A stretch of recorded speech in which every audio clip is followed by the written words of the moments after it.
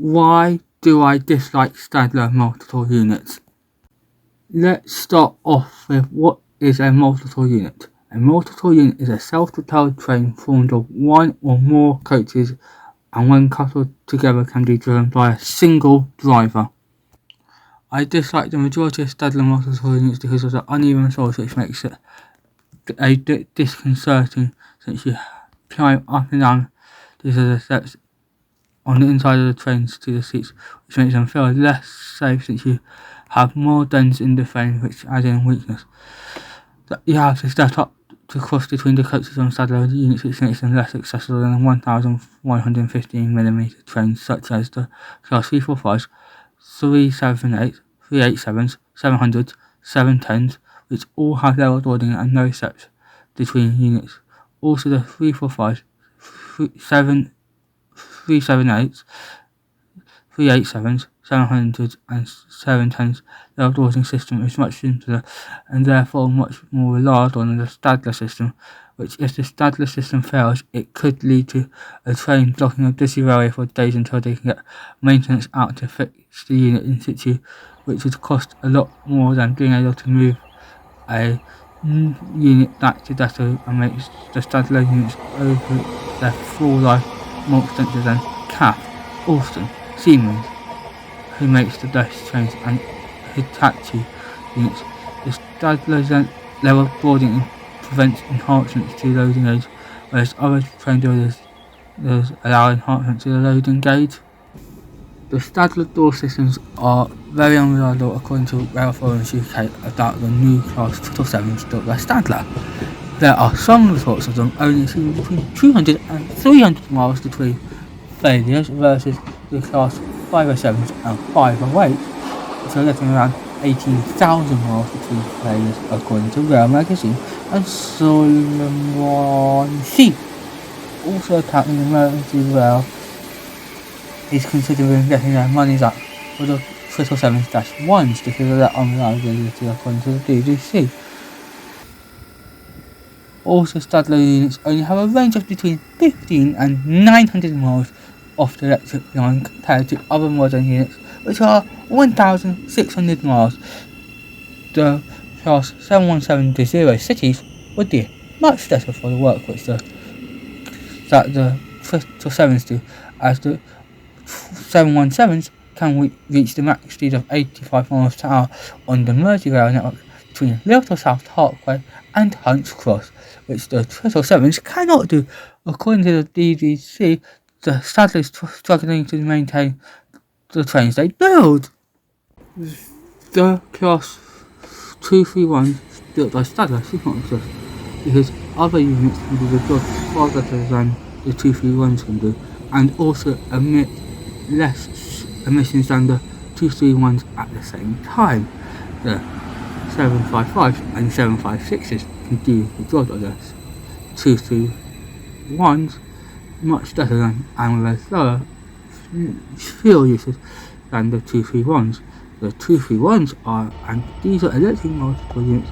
There is no reason for them not to have a counterpart because the services which they run on planned for will have 21 miles of running under electrified 25 kilovolts overhead wires. Even the Class 769 Lex, built by British Rail Engineering Limited as the Class 319s and converted to 769s by Portertrip, are better for the environment than the Class 231s. Because of the single doorway per side of the coach in Stadler units, this is not acceptable because if the door fails, then you are stuck on the train because there may not be enough time to get to the next closest door, and also what if you are the disabled passenger who can't fit through the gangways because of the steps, then you are stuck on a train with an invalid ticket for that part of the route journey. Also, single doorways per side increase dwell times as more people crowd around less doors. Another reason is because of the lack of gangways which cannot be fitted because of the crash structure, as I have been told by roads get rust in this road. As well as that, the floor height is too low, so therefore the coupler would get in the way The only way to get the floor height high enough would be with steps at the cab's end, which makes it inaccessible to disabled passengers, whereas on Alstom, Siemens and Hitachi trains, disabled passengers can get through the end gangways, and if Stadler wants to hit this fantasy of 950mm level boarding, because it is not practical and not possible everywhere, and all other companies know that 1150mm is the best floor height for level boarding.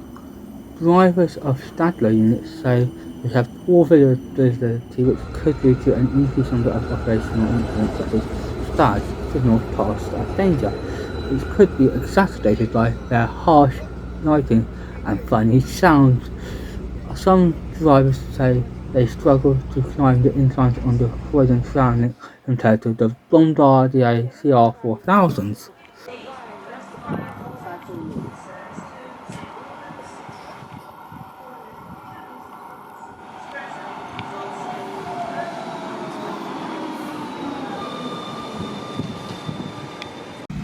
Stadler makes some good locomotives, but even these have their issues, such as cracking of the bogey bones.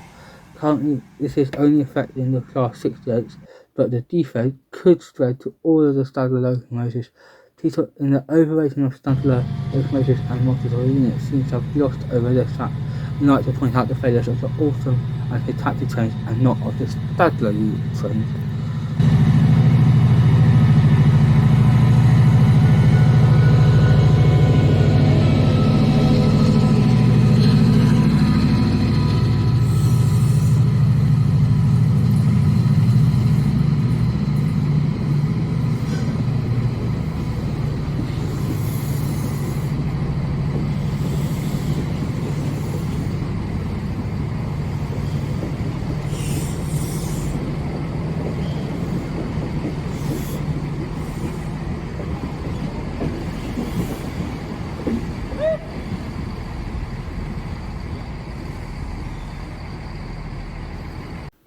Thank you for watching. Please like, comment, share and subscribe to Trainspotting from Berkshire.